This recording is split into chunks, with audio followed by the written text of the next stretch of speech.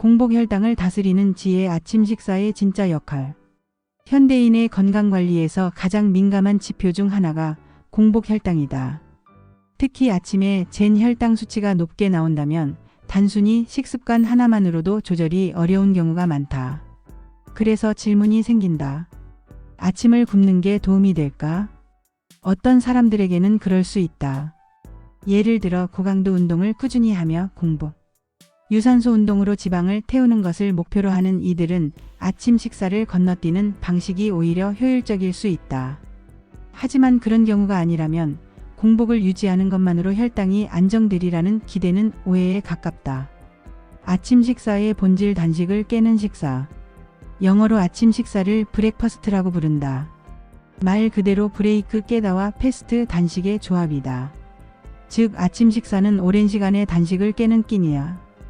단순히 허기를 채우는 시간이 아니라 하루의 신진대사, 두뇌 활동, 호르몬 균형, 그리고 혈당의 안정성을 위해 반드시 필요한 트리거다. 규칙적으로 일정한 시간에 영양소가 고루 포함된 형태의 첫 끼는 인체에 오늘도 준비됐어 라고 알리는 신호다. 간헐적 단식이 모든 사람에게 맞지는 않는다. 간헐적 단식은 분명 강력한 효과가 있다. 체중 조절, 인슐린 민감도 향상, 염증 감소 등 다양한 건강상의 이점을 기대할 수 있다. 하지만 모든 사람에게 통용되는 해법은 아니다. 중요한 건 단식 시간보다도 그 단식을 얼마나 편안하고 규칙적으로 실천하고 있는가다. 공복 상태에서 짜증이 나고 집중이 안 되고 어지러움까지 온다면 그 단식은 몸을 이롭게 하지 않는다. 오히려 혈당 불안정, 근육 손실, 폭식 유도와 같은 역효과가 나타날 수 있다.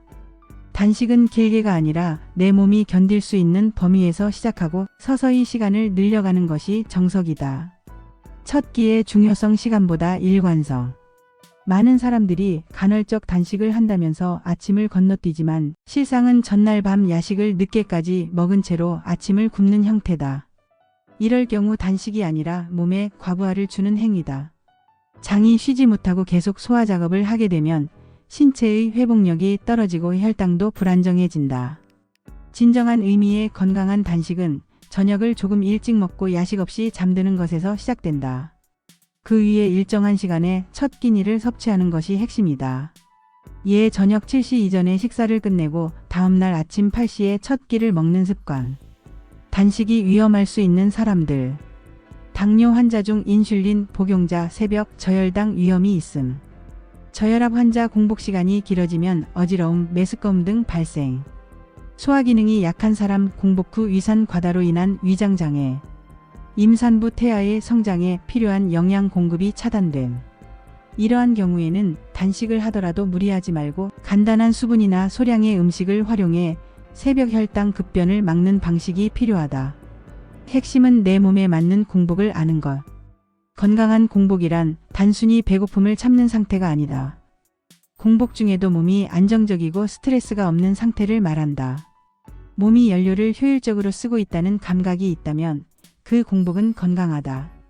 지나친 단식, 무리한 식사 제한이 아닌 내 몸이 편안하게 유지할 수 있는 리듬을 찾아야 한다.